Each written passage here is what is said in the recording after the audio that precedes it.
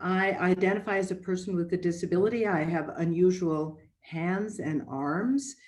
And in terms of my own work, my unusual hands and arms affect most prominently how I use technology, particularly keyboards, which is something I don't use. So I use the accessible technology of speaking rather than typing. So today we're working in a very congenial mode for me, and that is speaking. So I'm very glad to be here. I'm going to, Amber and I and Gordon talked about this, and I'm going to begin by reading a relatively short paper in which I try to define disability bioethics. And then from there, Amber has prepared some really wonderful questions that will allow us, I hope, together and with the participation of all of you, to talk about this new field, disability bioethics, and to ask questions about it, especially to relate it to philosophy and the other humanities. So the relatively new knowledge enterprise of disability bioethics brings the cultural history of the socio-political category disability to what has been until relatively recently an altogether medicalized category. Now, the work of bioethics, as many of you know, is to consider the political promise of equality as justice that is fundamental to liberal modern societies and one of bioethics' primary principles. In order to do this, to consider the political promise of equality as justice, bioethics must transform, and this is my point, must transform the medical understanding of disability into a socio-political understanding of disability. Disability bioethics then can help lead medicine toward a justice understanding of disability by bringing forward the perspective of the 20th century, the mid-20th century human and civil rights movements. The laws and the practices that the disability rights movement brought legally constituted people with disabilities as a socio-political group. It granted them equal opportunity and it protected them from discrimination. In other words, the civil and human rights legislation transformed people with disabilities from medical subjects into political subjects. Now, as a moral and a federal mandate, disability justice, which is what I really want to talk about here more fully, requires us to honor and to protect the full humanity of people with disabilities. The ethical conversations about the things I'm working on now, gene editing and the pandemic, they focus on the vulnerability of certain groups regarding disease categorization, testing and selection, I might add, medical commerce and resource allocation. The category of disability as a medical diagnosis, as a way of being in the world, as a socio-political identity, both assigned and claimed, shapes both how people are understood and treated socially and medically. For example, to withhold resources and deny equal treatment on the basis of disability is both illegal and unethical in modern liberal democracies like the United States. For example, the objections that were raised in the early lawsuits in this pandemic that were filed by disability rights groups and organizations to discrimination on the basis of disability in triage and resource distribution guidelines during the early part of the pandemic could not have come forward without the historical and the legal processes of the disability rights movement. So that it is not just unethical, but also illegal to discriminate against people on the basis of disability has actually mobilized the entire nation to challenge the old guidelines and to remake them to consider justice and equality. So that's an example of what disability bioethics right now can do and has been doing. So indeed, such unjust and thus unequal treatment, and there are many other examples of this that we can consider, carries out what I call the eugenic ideologies that characterized science from the end of the 19th through the mid-20th century and into the 21st century. Eugenics was science in the 20th century, and this is really an important point, until, of course, its most extreme form, that is, the most extreme form of eugenics, was manifest in the Holocaust, and it forced the world to recognize this violation of the emerging modern principles of egalitarianism. Eugenic medicine had promised the world evolution, not devolution, of the body politic through the achievement of sameness and the containment of human diversity by identifying human variations that counted as disease through diagnosis, treatment, and prognosis. Eugenics is the ideology and the practice of shaping a particular human community according to its values and by controlling who has access to economic and cultural resources.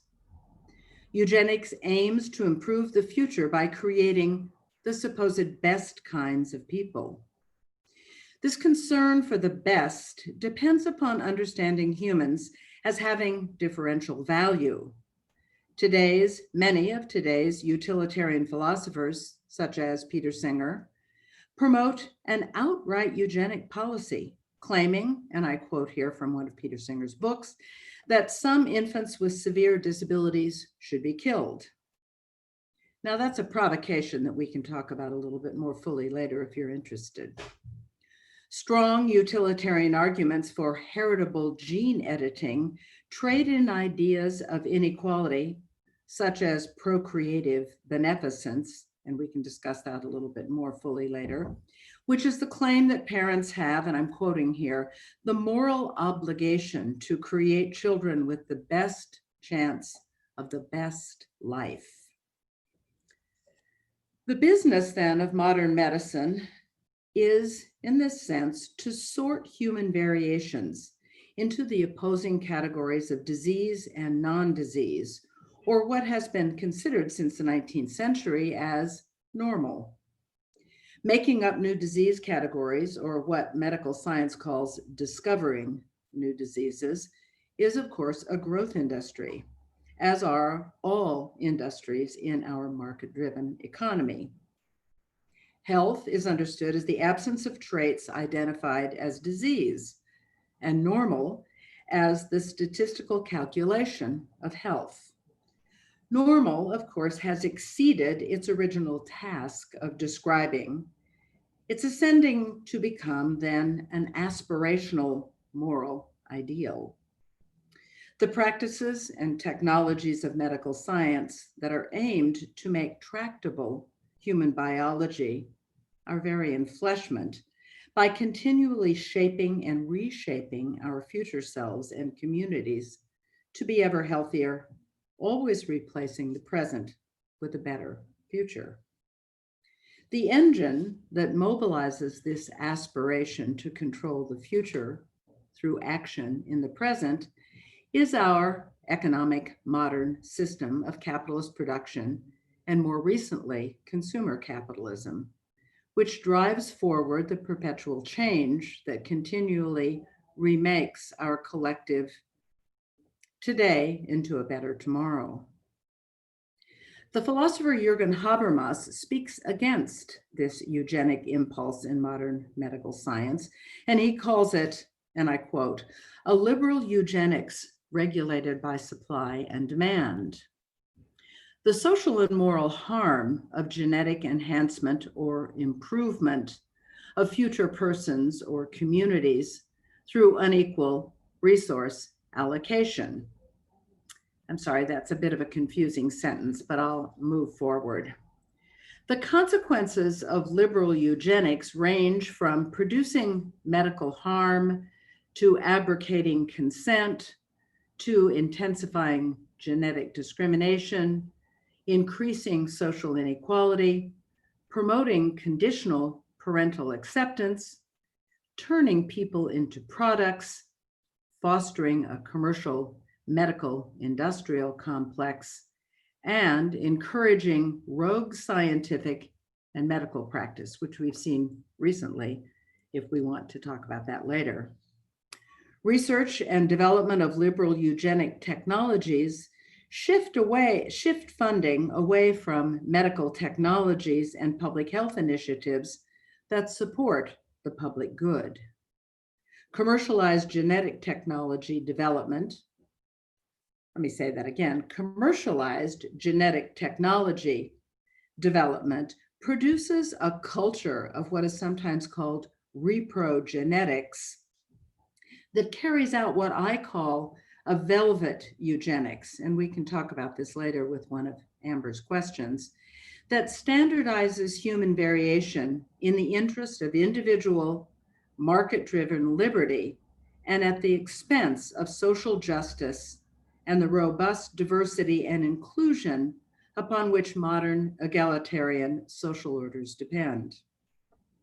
The unequal distribution of resources that favors some types of people and discriminates against other types of people that appeared, for example, in those triage guidelines for allocating medical resources such as ventilators, carries out this form of velvet eugenics.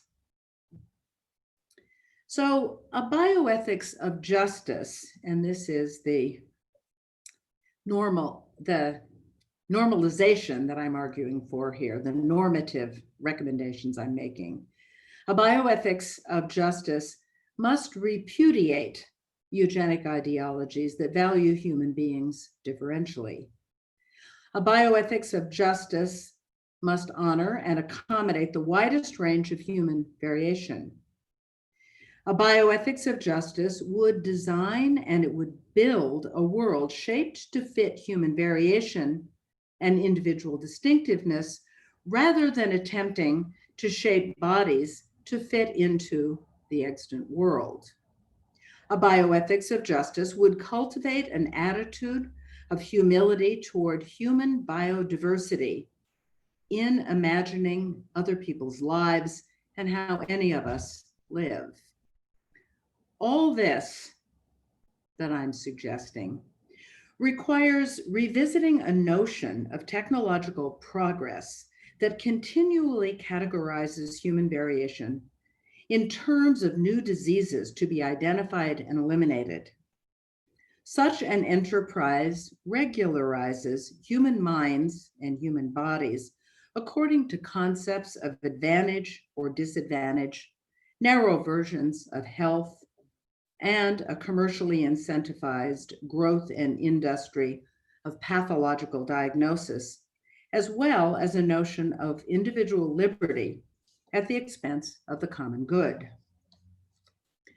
A bioethics of justice, in contrast, would support the existence of present and future persons in our human distinctiveness, characteristics that we think of today as health, intelligence, or strength may actually not serve future generations in the environments or life tasks that they must undertake, just as imagined traits are no guarantee of flourishing for any of us now. Building links between present and future generations, between us and our descendants, should be undertaken across our communities broadly, and they should go beyond the perspectives and entangled interests of science, medicine, and commerce. Conversations such as the one we're going to have today are an opportunity, I think, to reinvigorate our shared national and global commitment to building together a more equitable shared world with equality and justice for everyone. Thank you.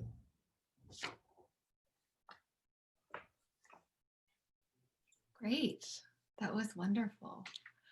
Thank you. This is Amber Knight speaking. I want to thank Gordon and the Ethics Center for this opportunity to participate in this conversation. And it's a real honor for me to be in dialogue with a pioneer in the field of disability studies. So I've been looking forward to this for some time. For the purposes of accessibility, I want to briefly describe myself. I am a white woman in my 30s with dark hair and olive skin. In the background, I'm working from my home office, and I've got a poster of Shirley Chisholm and Ruth Bader Ginsburg in the background. I had to take down my husband's Kramer poster to make it look professional in here today. All right. So I have three kind of lengthy questions. I've been able to share them in advance with Rosemarie, but I'll just warn you that there's a long preface to each question for the rest of our participants. So in a relatively recent poll conducted by Kelton Research, they found that more than half of their respondents, who were all American, roughly 52%, would rather die than live with a severe disability. And they didn't describe the disability, they just used the term severe disability. And so this suggests that too few people can imagine living, let alone flourishing, as disabled. And as you've long argued in your work, Rosemarie, disability is a universal feature of human life. It's part of biodiversity. It's a core characteristic of the human condition. Most of us will experience impairment in our lifetimes, either temporarily or permanently, whether through illness and injury or the inevitable process of aging. And so given this reality, you argued the following in a New York Times article in 2016. You say, quote, "Becoming disabled demands learning how to live effectively as a person with disabilities, not just living as a disabled person trying to become non-disabled." And I think that this is a really intriguing idea. And I'd like to hear you say a little bit more about how this learning might actually take place. So here is my question. If we are better off learning about disability and preparing for a life with impairment, rather than fleeing from it or overcoming it, as you suggest, how can we enable people to develop what you have referred to elsewhere as a disability consciousness? Well, thank you for that really thoughtful question. I think that this poll is illustrative of a larger element, maybe, or a larger fact about human beings. And that is, and philosophers have a lot to say about this, that we are epistemologically limited in trying to imagine the life of someone else. And really one of the most positive aspects of, and I spent a lot of time, as I suggested, talking about the civil and human rights movements, because these movements, at least in liberal democratic orders, but kind of worldwide in general, desegregated the world in really significant ways. And we tend to know a fair amount about gender desegregation or inclusion, and we tend to know a fair amount about racial desegregation and inclusion. Depending on whether we think this is a success or failure, I'm being descriptive here. We're not very aware about disability desegregation and inclusion, but it was really fundamental. And what it allowed was, or what it mandated was a rebuilding of the world, the ramping of the world, the concept that people with disabilities were excluded and were kept out of public life and kept away from resources and access to public life and to economic resources, it was imagined that we were kept out because we were biologically inferior, because we couldn't be included, because we couldn't do that. So people didn't meet disabled people very often. And of course, we know now that disabled people, as a constituted socio-political group, are the largest minority. And they are a minority, or we are a minority, that anyone, well, we're not a minority really, that anyone can enter at any time and will. But these ideas of what a disabled person is, these old stereotypes, still persist. I'm sure anyone who has taught disability studies at all runs into the same situation that I do. And that is, you begin talking to people about disability and they start saying, I don't know anyone who has a disability. I've never met anyone who has a disability. I've never worked with anyone who has a disability. And then when you go a little bit further, you begin to realize that they know lots of people that have disabilities. In fact, perhaps they themselves have disabilities or can be identified as people with disabilities. But the gap between how people imagine themselves and the people they know and how they imagine this kind of stereotypical person with a disability or disabled person is hugely different.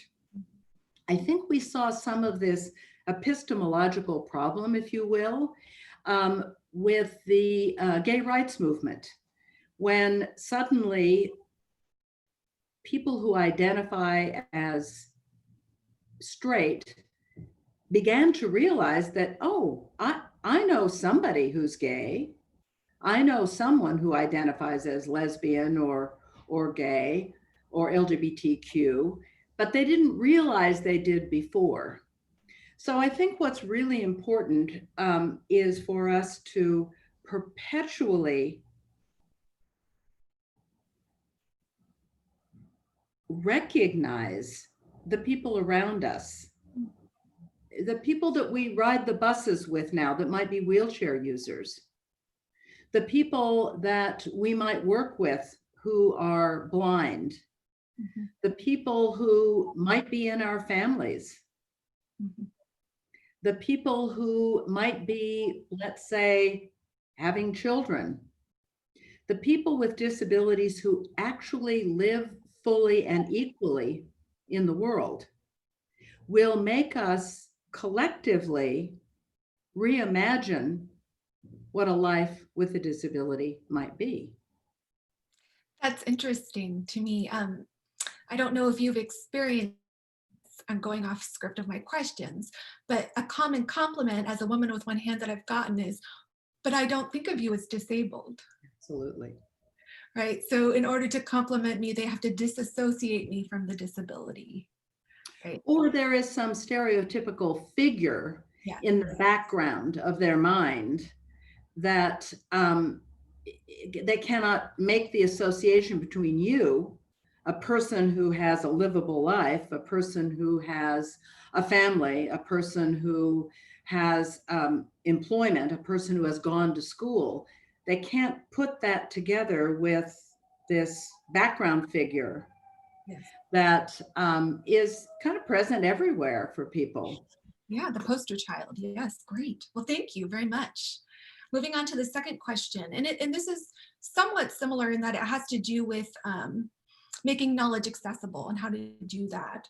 But you discuss educational advocacy as a component of critical disability studies and call for a closer connection between theory and praxis in much of your work, wanting to bridge the academic realm to the so-called real world. And in particular, you talk about policymakers, but most of your focus is on physicians and thinking about medicine.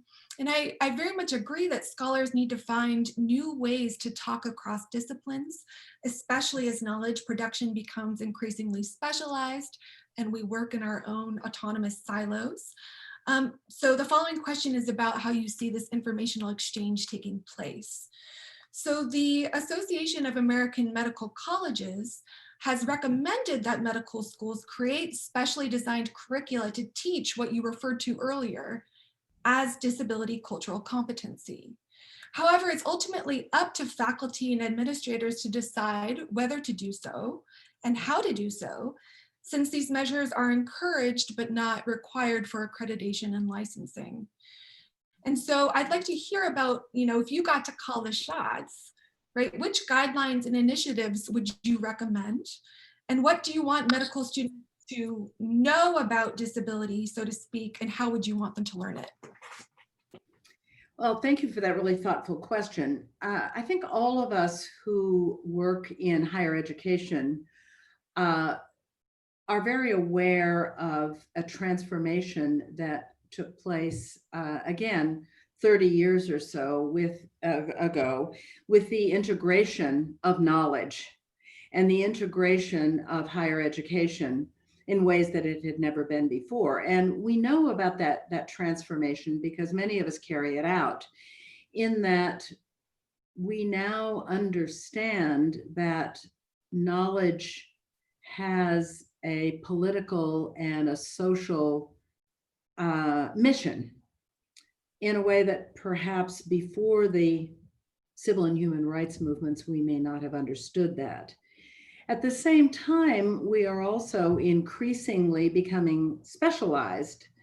So I began to understand that if I wanted to talk about disability culture and disability equality, disability justice, or feminist theory, feminist praxis, the entire configuration of what we might call justice knowledge, or the rethinking of what counts as knowledge that's fundamental to the humanities, but certainly in particular fundamental to critical theory, critical race theory, feminist theory, that I needed to reach out a little bit, to use an extraordinarily trite metaphor. I felt like I was preaching to the choir after a while. And so I had become more and more interested in the enterprise of health humanities, because I thought that it was a really good way to bring the kinds of work that people in a humanities center or in the humanities in general do to science and to medical science in particular. So that became a kind of translation enterprise, as any of us know, to try to bring the perspectives and the knowledge that I had gained in working as I have, and as many of us have in the humanities over the last number of years, developing these theoretical perspectives, to a set of applied fields. And it's been challenging, but it's also really important to be able to imagine the perspectives of science, medical science, in relation to disability. Everything I say practically to medical practitioners, so it's not just doctors, but for example, I'm hoping to talk a lot and try to genetic counselors, which is a brand new field in healthcare practice. It's news, absolute news. I am always taken as a patient, which is a new experience for me, and it's kind of unsettling, but I thought, oh, well, I might as well embrace that and try to move forward with it. And to work within the genres and the structures of the field. So I learned about cultural competence and thought, I mean, there are other people working in disability, in disability cultural competence, but it gave me the opportunity to try to think about what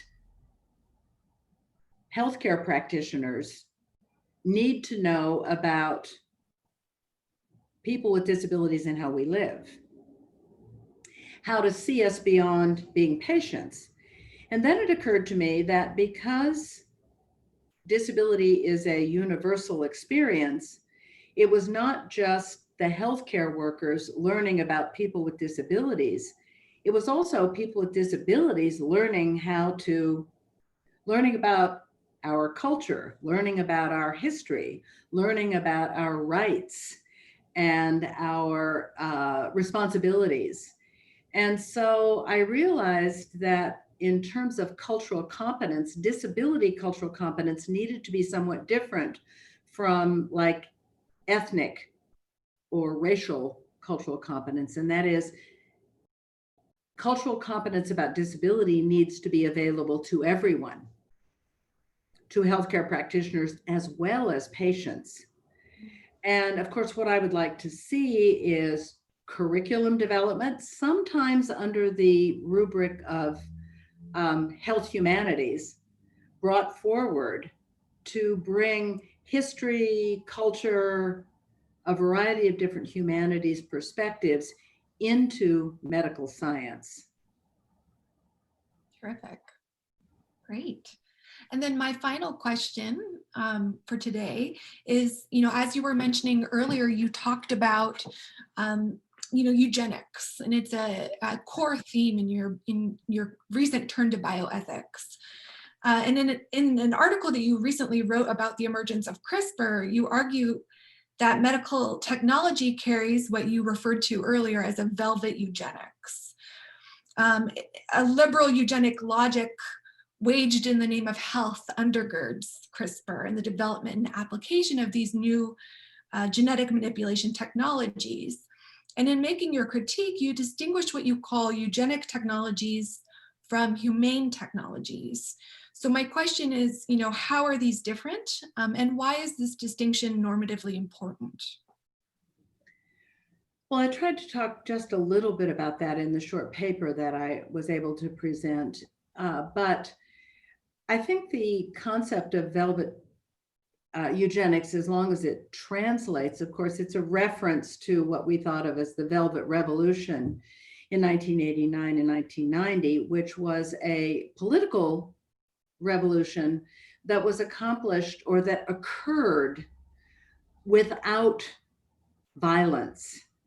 And velvet eugenics hides its own violence. It is imagined as sensible. It is imagined as medical treatment.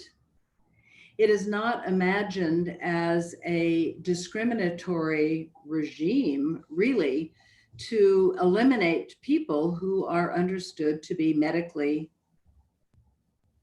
disadvantaged or medically inferior. So I really wanted to use that term to get us to think about how eugenic logic is applied now through medical technologies. And by technologies, I mean that in the very broadest sense. Genetic editing is only part of that, but genetic testing in general, or the genetic testing that can lead to selective termination. We get immediately into really difficult philosophical questions and moral questions and legal questions about different kinds of autonomy and how autonomy functions in liberal democracies in general, but certainly in healthcare practice, because we have a conflict between the autonomy that would suggest everyone has the obligation and the right to choose the family and the life they want. And at the same time, we have basically the elimination of certain kinds of people in the world based on the concept of medical inferiority. I mean, one of the most controversial, but one of the most, I think, instructive examples of this is the human variation that we think of as Down syndrome, which has been routinely edited out and eliminated from the human community, and that goes largely unquestioned. The characteristics that we think of as Down syndrome are quite compatible with life. I point out that this is the best time in all of human history and the best place in all of human history to be a person with Down syndrome. And those kinds of people are routinely not just eliminated, but the logic of their elimination, it just goes without question. And I think that that's a really interesting thing and extremely controversial to focus on. When I start talking about this, people tend to say, are you against a woman's right to choose? And the answer is absolutely not. I'm simply pointing out how that works in relation to basically eugenics. And it's a very complicated situation, but it does help us understand how inequality, injustice, if you will, can be easily carried out through a logic of, this is why I look at Habermas, through a logic of kind of consumerism, consumer choice, that doesn't get questioned very often. And so those are the places that I'd like us as humanists to look at some of these contradictions, and also to think about whether any of this should be carried out, or how any of this should be carried out by law or in practice or in policy. These kinds of questions I think are really complicated. Thank you for sharing your insights. Gordon, I'll turn it back over to you to now field questions. Yeah, thanks to both of you. This is Gordon. I forgot to say I'm a middle-aged white professor with glasses and a background picture of Hogwarts using Zooms. I'm not actually there, unfortunately, but I do have Zoom's virtual background. I think I'd love for people to be able to ask their own questions. That would, I think, certainly my preference. So if you want to, in a nice, orderly way, unmute yourselves and ask, that would be my preference.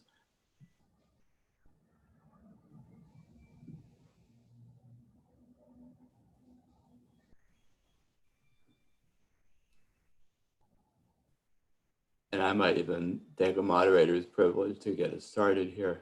So Rosemarie, one of the things you mentioned was how commercial genetic technologies are pushing us away from resources to improve public health, right? And that's obviously a huge topic, right? It gets into patents, which is something I work on.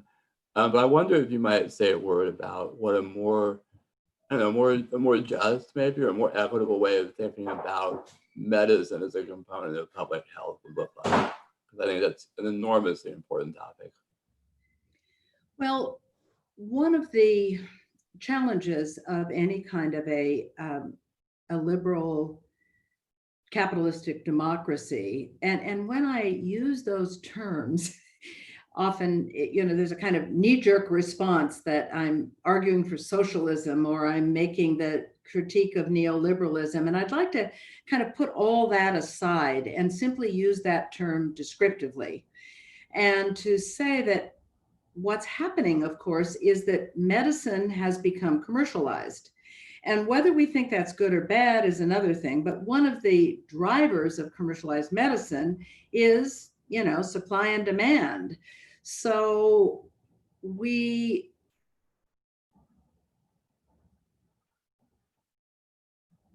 are,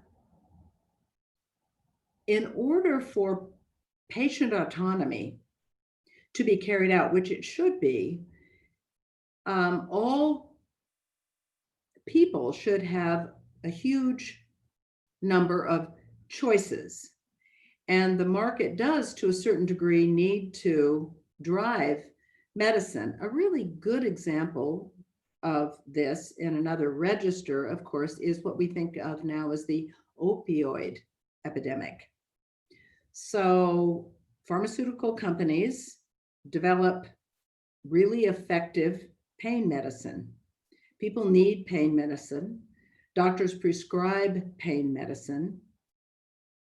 It benefits humanity in many ways. And then suddenly what we have is an epidemic because, of course, the pain medicine is sold by the companies to the doctors. The doctors prescribe the pain medicine, and suddenly we have an opioid epidemic. So I think what we have is that we need to establish some sort of economic balance between money invested in the public good and money invested in research and development of medical technologies. Neither of them both of them are important, I think, for liberal democracies, capitalist democracies to move forward. But we need to be more attentive, I think, to what that balance is in our resource distribution. And I think one way to do that, of course, is for there to be more awareness of what I would call disability bioethics, and to be more aware of the kinds of conversations that health humanities bring forward. Thank you, that's very helpful. Hold on, there's a question that just showed up in the chat, which I need to scroll up and then read. Yeah, so the question is, how would disability bioethics approach that you're developing here consider unjust labor practices and environmental injustices without reifying ableist cognitive and morphological norms? For example, the use of ableist beliefs to consider the lives of people with cognitive and developmental disabilities as, quote, lacking in efforts to condemn the effects of lead poisoning in Flint, Michigan, for example. More generally, these questions make me wonder about the relationship between critiques of structural poverty, environmental racism, and disability.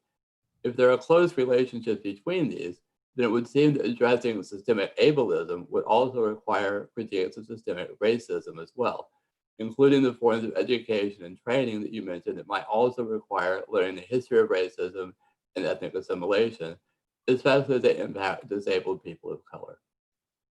Yeah, that's a great question, of course, and it addresses the complexity of how we might want to think of applied fields. So let me talk about the utility of eugenics as of knowing about eugenics and of what I call eugenic logic. Oftentimes, eugenics is oversimplified. And I think what's important about a really capacious understanding of eugenics is that eugenics is about trying to standardize people by eliminating people who are considered to be inferior for one reason or another. And this is what can link what we imagine as race eugenics and what we might imagine as disability eugenics. Because a eugenic understanding of race is that there are certain variations that we think of as race that are understood as inferior, and that those can be conceptually linked to the forms of what we think of as illness. I'm sorry, someone just started a vacuum cleaner in the background in my apartment, so I'll try to keep the vacuum cleaner out of my consciousness. So I'm not sure that I'm explaining this very carefully, but we often think of eugenics having to do with race as we understand it. That is to say, usually in the United States, we understand race as being a construction of different kinds of people based on heritage, people with European heritage, people with Asian heritage, people with African heritage. But what race eugenics means, of course, is that it has to do with all human variations. And so the vacuum cleaner stopped, I'm sorry. And so if we can see that all human variations tend to be classified as either forms of inferiority or superiority through political and social regimes, that's how we want to try to understand an anti-eugenics movement. I'm sorry, I don't know how effective that answer was.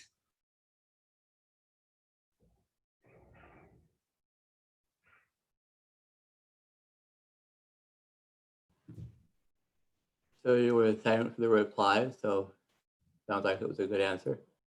Are there other questions? And again, feel free to unmute yourself if you want to take a stab at directly. So yeah, Joshua. Sorry. Yeah, thanks. This has been a really wonderful talk, and it's given us all a lot to think about.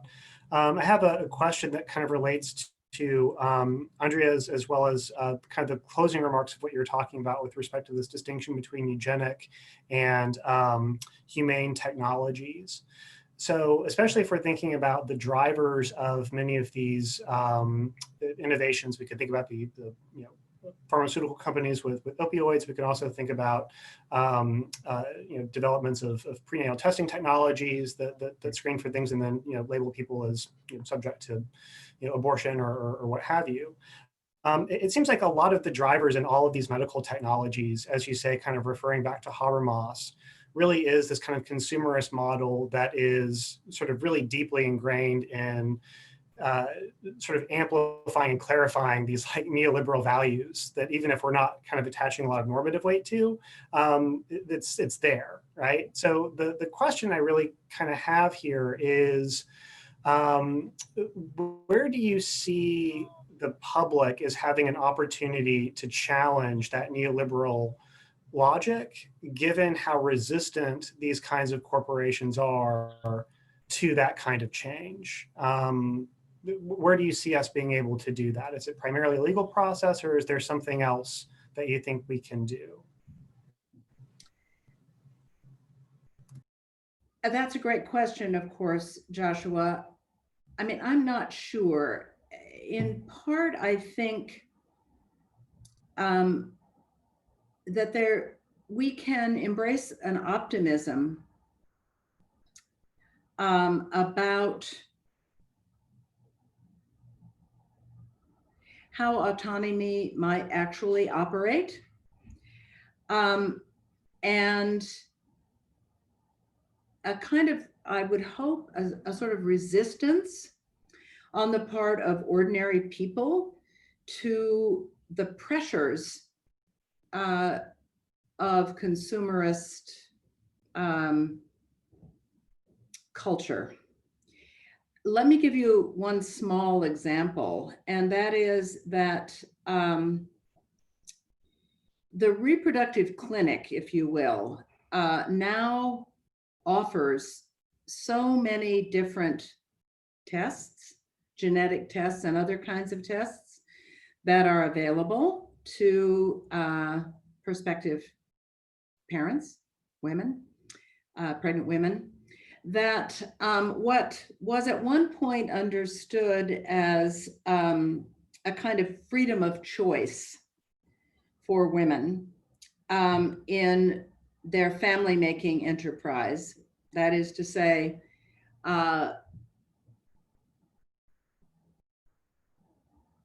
women were recognizing that they had some autonomy in deciding whether or not they wanted to be pregnant. That's what Roe v. Wade in 1973 was about. What it has become today in general, and this is, in more, elite healthcare, but still in general, the question that women are being presented with now is, what kind of child you want to have?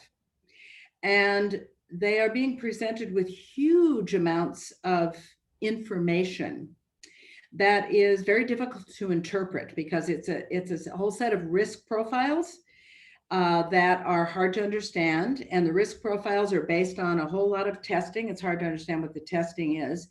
And so there's a fair amount of evidence that social scientists are collecting in the reproductive environment that says women really don't want to know this stuff anymore because they don't know what to do with it, that it's causing undue distress. And we have a really interesting kind of argument being put forth in the larger consumer world also about the idea that we have too many choices. When you go to the grocery store, you used to be able to buy 3 kinds of cereal, and now you can buy 500 kinds of cereal. And it's reducing our quality of life.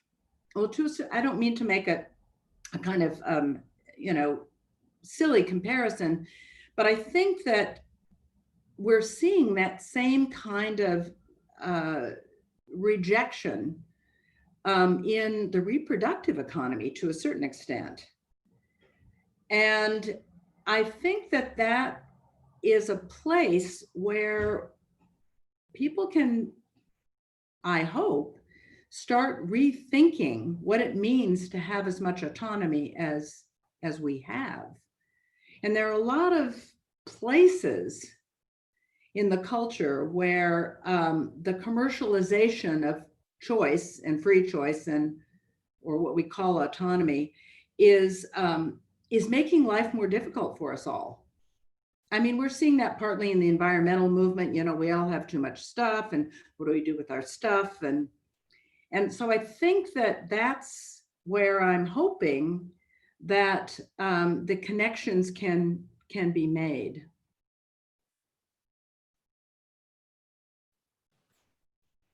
Thank you. So we probably have time for one more question if somebody'd like to raise it.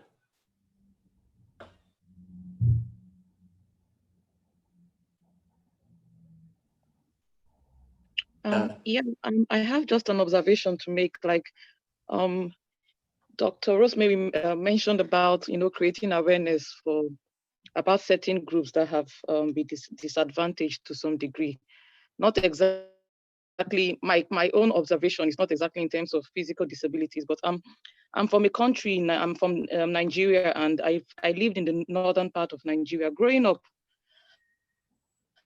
I noticed there were a lot of groups of men that identified themselves as gay, and we really didn't have issues growing up with them, and we knew them. They were we understood them, and after some time, that was in the 90s, when these civil rights movements for LGBTQ started in the United States, I think in the 2000s. That was when the discrimination against these groups started. So when we talk about creating awareness of these groups, sometimes it reinforces discrimination because these groups of people were already with us in Nigeria, and especially in the northern part that is deeply religious in Nigeria. We already knew them, and we really didn't have any issues with them till people started talking about giving them rights and all that. And that's when the real discrimination started. So I have nothing against creating awareness, but sometimes in some contexts, it kind of creates or reinforces this hatred for groups that were already with us and that we already knew, we already accepted them because they were into a lot of cooking, and they were fashionable. We knew there were men wearing lipsticks and wearing long hairs and all that, and we didn't have any issues till this whole movement for LGBTQ started from, the wave started from the United States, and then people got aware, okay, these men, there's something wrong with them, and let us start, hating them. And all of a sudden, I stopped seeing these groups of people around the communities where I grew up in the North. So I really don't know why sometimes creating awareness may just reinforce hatred for certain groups, like in my own country, in Nigeria, that reinforced hatred for them. So it's just more of a comment, not a question. Yeah. That's a really interesting and complex question, and I'm glad you asked it. In the 1980s, a woman named, I think it's the 1980s, Susan Faludi, Faludi, wrote a book that was called Backlash. And it was at the time very influential. And I think it was very prescient because what Faludi was arguing was that there was and there would be a tremendous backlash as a result of the women's movement. and the integration of women into places that they had never been before. And we have to remember that what's significant about the women's movement, which came more or less along with the Black civil rights movement in the United States, and I'm not making any kind of a hierarchy of importance here, but women are 52% of the population. And so that's one of the things that distinguishes the integration movement, if you will, or the civil rights movement on behalf of women, that makes it a kind of larger enterprise than maybe some of the other kinds of what we think of as civil and human rights movements.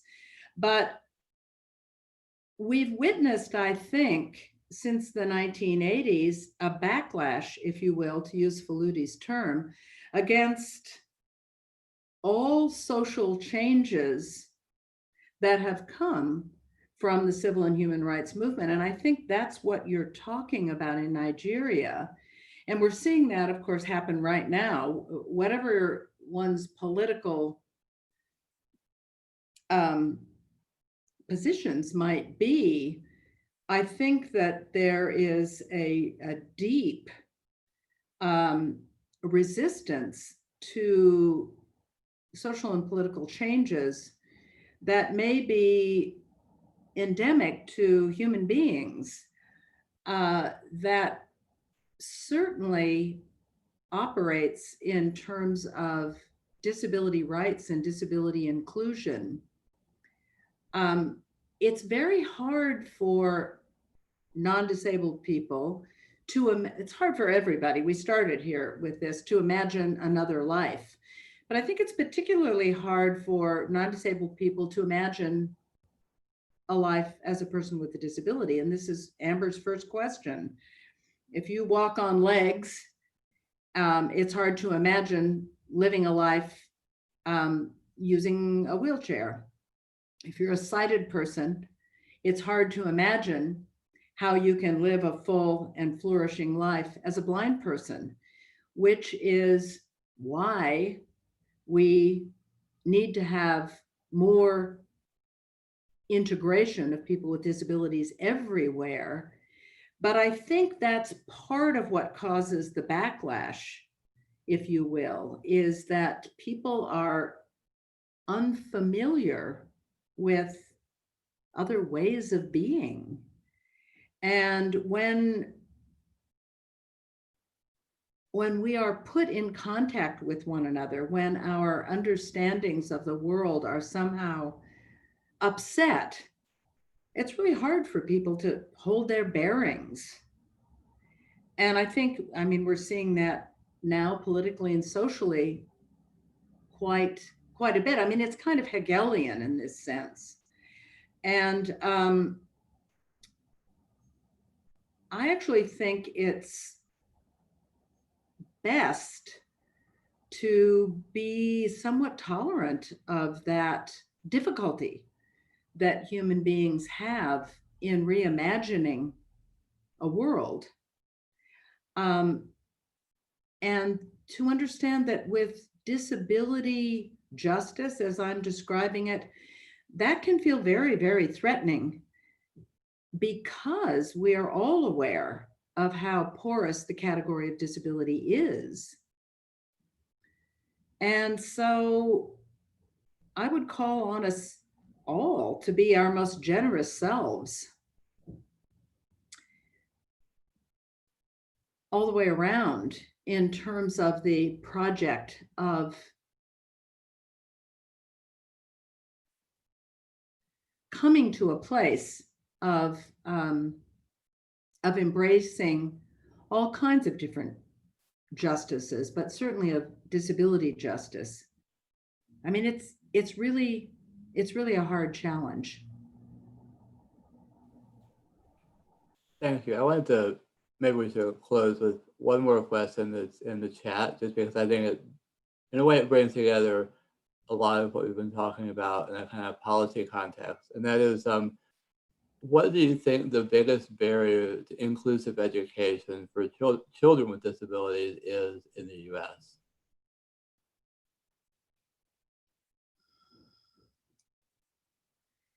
Well, I am not at all an expert in the field of education, but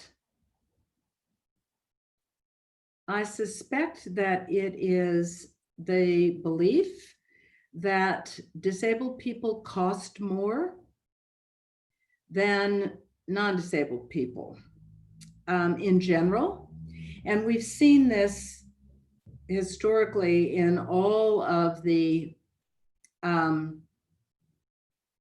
enterprises of transforming the environment to be inclusive of people with disabilities. So, for example, when public transportation was integrated for people with disabilities, there was a lot of resistance because it was imagined that to, for example, build an accessible subway with elevators in it would cost way too much and no one would use them. And of course, it ended up that accessible transportation makes things better for everybody. So accessible transportation is a great example of how making the world accessible for people with disabilities and more inclusive for people with disabilities makes things better for everybody. And I think that we need to keep that narrative moving forward and to be constantly aware of re-explaining, or, you know, to use a term that we often use in literary studies in the humanities, re-narrating the concept that a more inclusive world will be better for everybody, and to talk about that in relation to schools. For somebody to get out there and do a bunch of studies about how non-disabled kids benefit from a school that has disabled kids in it more fully than they might if they're in a more segregated situation. And those are narratives, those are stories that I think, you know, that disability studies have brought forward pretty effectively. To have those stories ready and available at all times to defend against what is imagined as this, which is often a backlash about distribution of financial resources. Disabled people don't cost the world more than non-disabled people. And we want to have stories and evidence over and over and over again of that. Thank you so much.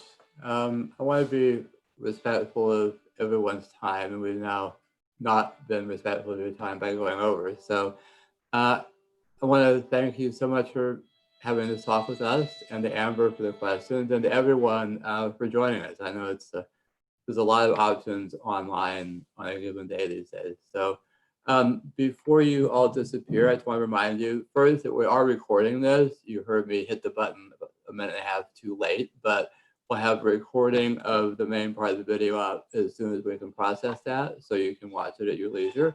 And secondly, just remind you, there will be 3 more talks in this series about disability ethics. Those will be in the spring. You can find them when we have them all set up on the ethics.uncc.edu website, or we have a Facebook and Instagram feeds as well. So otherwise, again, thank you to everyone for being here, and have a good afternoon. And thank you.